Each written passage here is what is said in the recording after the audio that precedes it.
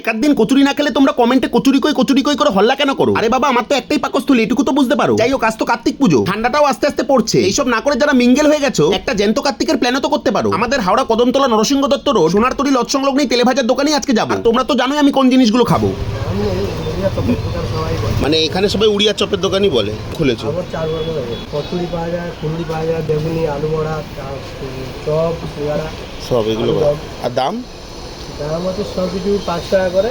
সব কিছুই 5 টাকা, আর খালি কচুরিটা 4 টাকা। আর বিকালে কি নতুন এক্সট্রা কিছু করো নাকি এগুলোই? ভেজিটেবল হয়, মটরশুঁটি হয়, রোজ করা যায়। আর টাইমিংটা বলে দাও, কটা থেকে কটা? সকালে 7টার দিকে রেডি হয়ে যায়, হ্যাঁ, আর 1টা পর্যন্ত, 3টের দিকে রাত্রি 9টা। চলো এবার লোভ দেখানোর পালা। তরকারি থাকতেও আলাদা করে 5 টাকা দিয়ে লাল লাল আলুর দমটা নিয়েছিলাম, আর কচুরির সাথে কম্বিনেশনটাও দারুণ লেগেছিল। তবে ভয় একটাই, কাল সকালে যদি করে জ্বালা। আচ্ছা, চপ না তেলে ভাজা, কোন নামটা তোমাদের বেশি ভালো লাগে? আমি কিন্তু চপেরই দলে, বলে দিলাম আগে। আর এই যে সাবস্ক্রাইব না করে চলে যাচ্ছ, ব্যথাটা এখানেই লাগে।